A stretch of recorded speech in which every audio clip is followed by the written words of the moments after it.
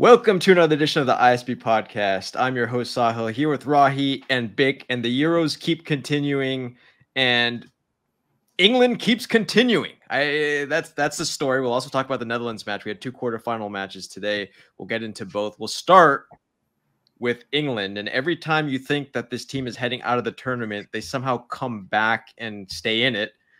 And they've turned into, we'll talk about it in a second, but they've turned into from being penalty jinx, all that kind of stuff, into probably penalty specialists. I don't know what's going on. I think the Mars is in retrograde or something's going on. It's bizarre. Yeah, I mean, they've won 2 out of their last 3, having lost the last 5 before that. So yeah, it's definitely headed in the right direction. I think the goalkeeper certainly has a lot to do with it. Pickford has saved 4 penalties in the last 3 shootouts, which is twice more than all of England's goalkeepers in English history in World Cups and Euros. Yeah. The one that they did lose recently, though, you're failing to mention, was in a final. So just remember that. It was in a final. Yeah. I mean, look, I'm continuing on from Sahil's point. I don't think England are necessarily, like, they've won 2 out of 3. Okay, it's not as much of a trend as I, as an England fan, would like to think, but it is certainly a positive trend. And yeah, I mean, all of the penalty takers today looked really confident. I mean, especially Tony, what a penalty that was. But they all just, they knew where they wanted to go, and either they placed it exactly in the right spot or they smashed it. And you can't ask for anything more than that. Yeah, and we'll get to the penalties, I'm sure, but there is something to be said because nearly all the England penalty takers take them for their club team, right? So they're relied upon for that responsibility on a weekly basis. Aside from, I think, Trent, everyone else is a legitimate, I'm the guy from my team. Makes a difference in the big moment. Yeah, let's start there. Let's start on the penalties because we'll start with the good. So I think we should start on the penalties. So this is clearly a team that struggled historically with penalties. And I thought out of all the matches I've seen, they're the ones who've taken the best penalties so far. So obviously they've been practicing, right? They've been practicing. I think Pickford is very confident as a goalkeeper. I don't know if you guys saw, he had a bottle with him and that had the notes of every single penalty taker on the other side. I mean, that's just, look, that's basic work. That's, if you put me in the England management team, maybe not at the top, that's one of the things I'd say, okay, maybe you should look at where their penalties go. But again, like, it just shows attention to detail. So was the bottle right 1 out of 5 times? Is that what happened exactly? Yeah, he got 1 right. The research was correct on 1 of them, but on the other 4, it was incorrect. 1 out of 4. And he also guessed right on 1 of the other 3. So he was right half of the time. So, I think, look, that just shows attention to detail. The second thing was the players look very relaxed. Yes. If you go back and look at some of England's penalty shootouts, most of them lost. The players generally don't look relaxed. And look, this isn't exactly science or whatever, but you can sort of tell as a fan, even when you're watching from miles away. The players look very confident and relaxed. And I think overall, that's something you have to give Southgate credit for, that he, say what you want about his tactics, say what you want about his selection, his subs, all of that stuff, all of the negative stuff, which we'll come to. It is a much happier camp than England camps in the past. And I think that is part of management. Yeah. No. And I think that's a huge step in the right direction in terms of penalties. Yeah. Okay. Let's get to the rest of the match, because for whatever reason, England decides to give us the most boring matches of Euro 2024. And I didn't see much else outside of a young man named Bukayo Saka. Bukayo Saka, excuse me. I've been pronouncing his name wrong after that boredom. But also, Southgate, I think it's because he wants to be known for bringing on the right subs, but he seems to leave Cole Palmer on the bench just so he can bring him in and change the game. It's like, why not start him from the very beginning instead of bringing him on and then have them play much better when he comes on? Do you have an answer to that question, Big? Because I still don't understand why he doesn't start. The only answer, and I'm being very charitable to him, is that he thinks Cole Palmer is better off coming on with 30 minutes to go. And I mean, when I say 30 minutes, he always brings on with like 10 or 15 minutes to go. But I think that's the only reason. And today, Cole Palmer would have played Bukayo Saka's place. So I guess you can't really complain about that too much. I think his whole strategy is, look, I'm just going to play the same team, and hopefully over 5 or 6 games, these guys just get better. Because that's the only sense I can make of it. The only other thing that is good for England, apart from the penalties, is they don't seem to give the opposition as many chances. The issue is they don't seem to create that much. If England had won this 3-1, I don't think anyone would be complaining. It was the same thing in the Slovakia match. It's like Slovakia had a few chances in the last match, but didn't have as many. So, overall defensive is somewhat solid. No, so that's my point. That's my point, because let's not give the Swiss let's not let the Swiss off the hook. It seems like when England comes into matches, the other teams decide, hey, you guys are going to play boring. We're going to play boring too, because we've seen the Swiss light up the tournament so far against Italy. Previously played a fantastic match against Germany, and then they come out, they look very average, Rahi, today. Well, I thought they decided that they wanted to play it safe, and they wanted to slow the game down considerably. The Swiss are playing almost at a walking pace at times, and I think that was very intentional. And in the end, over the 90 minutes, it sort of worked, right? Because they were able to take the lead. They sort of turned the switch in the 70th minute or so, and they decided that they wanted to attack then, and it worked, because England was at 6s and 7s for about 15 minutes in that second half. That's when the goal comes, but then Saka with the goal to save them on the other end. So I thought the plan was an interesting one from the Swiss.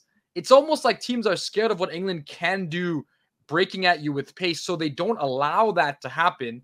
And so they slow the game down. They value possession, or they sit deep as Slovakia did. It makes the game quite boring, but it does neutralize what is really a dangerous English attack. So can you blame the Swiss pick for playing the way they did? I mean, we haven't seen that English attack though, right, Vic? I mean, it's been 2 individual moments of brilliance by Saka and Bellingham. That's been the whole tournament for England. Yeah, I don't know. I agree with you. I think if you're going to criticize England for not being brave with the players they have at their disposal, I think you can also criticize the Swiss for that. I don't think England have the kind of attack that you can just turn it on. I think, again, they've relied on 2 moments of brilliance. I think there were good plays, and I think overall they played better than the Slovakia match. But again, like, they're not playing that well. And if I was another, if this was another team, I think they should, Switzerland probably be kicking themselves for not going at it against England a lot more. But I agree. I mean, look at the end of extra time.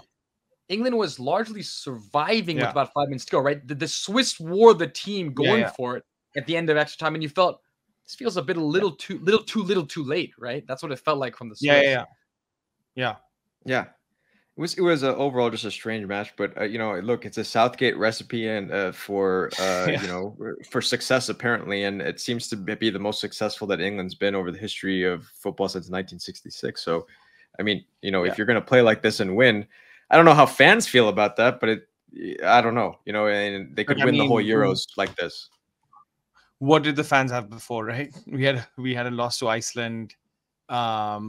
Not making it out of the first group stage in 2014, albeit that was a very tough group. And 2012, a penalty loss to Italy. 2010, round of 16. 2008, didn't make the Euros. 2006, 2004, penalty shootout. 2002, granted, lost to the best team in the tournament. These things happen. But yeah, look, I mean, overall, there's been more consistency. I will say that you caveat that with England have been very, very lucky with the draws that they've had to the semis and the finals consistently, and they've lost every time they've come up against a better team, be that Croatia, be that Italy or France. And, maybe in the next match, Netherlands is the team that stops England.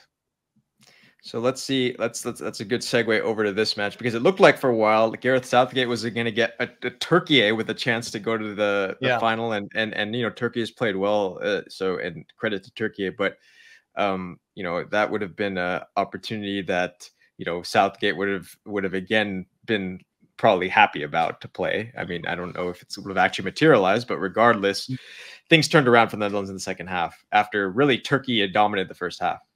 Yeah, and if we want to talk about the Swiss kicking themselves, I think Turkey has to be kicking themselves as well. They were largely in control of this game, played a much better first half, and then they did what a lot of teams do, is they sat too deep, and they invited pressure, they invited crosses into the box. And what the Dutch do well is when they need to get back into a game, we saw this against Argentina in the World Cup, when they need to get back, they know they can serve balls into the box, They could bring on the aerial specialist, Mr. Weghorst himself, and something will come to fruition. Oftentimes, the center back for them, one of those big center backs, it was this time as well. And if you're the opposition, if you're Turkey, you can't think that you're going to be able to survive that, because the Dutch do this time and time again. It's a smart way to get back into games. It made the difference. They scored the goal, and then quickly after, it was a great move. Dumfries was dangerous, as he always is. Great cross, and I think it ends up being an own goal, but Gakpo makes the run. You have to say, aside from that 20-minute period in the second half, Turkey was quite comfortable. And then they came back late, and they nearly had a couple goals to tie it. But they're going to be kicking themselves too, big, just like the Swiss. Yeah, I mean, look, I enjoyed this match a lot more. It was certainly more end-to-end stuff. Both sides had chances, and I think again the narrative is Netherlands came back and looked strong, but I think there were a couple of chances at the end for Turkey, and you don't know. All of a sudden, they get one in, goes to extra time. So yeah, I feel like it was one of those games. I don't think either side dominated the match, but both sides created enough chances. So yeah. No, but again, Netherlands, they have a very good chance, right? We talk about England potentially making this final. I mean, Netherlands will be looking at that England team and being like, yeah, we can probably stick a couple past these guys. Well, so they've had to face a little bit of adversity as well, right? Coming back from a goal down, and I think, like I said, like Rahi actually pointed out, I think Turkey will be probably the team that would be very disappointed in this match. Both today, like we said, the Swiss and Turkey, both. You come out in a match like this, and probably on the run of play, I would say maybe Swiss and Turkey should have been the ones who had got through marginally. But there's moments in these matches which turn matches, and and that's kind of what happened in this match again for the Netherlands. Just a great move. Great move by Dumfries on the last play, and then of all players, a defender heading it in for the Netherlands, right? Yeah, exactly. And I think you made a point last time or in the last week that you have these tournaments, you have these upsets in the first few matches, and you have these teams that end up doing really well. Like Georgia obviously excited everyone, Turkey did as well, Austria, Switzerland this time around. But when you get to the semis and final, it's always the same teams. Yeah. And granted, England and Netherlands haven't done that often, but they are, if you think about, the big boys of football, they are among them. And now we've got France, Spain, England, Netherlands. So I wonder if there's a part of it that is even psychological, that sometimes you need to have consistent success to guarantee that further success. You look at Spain, like for the longest time, they were a team that consistently failed despite having some of the best players in the world. And once they got that victory, then they sort of continued with that. Yeah, that's actually a really good point, Bit, because Rahi, like Croatia is a great example of that as well. Yeah. Once they got over the hump, once they were able to get past that first knockout game against Denmark in the World Cup 2018, they suddenly became a team that consistently knew that they could come back in games. They found their spirit 100%.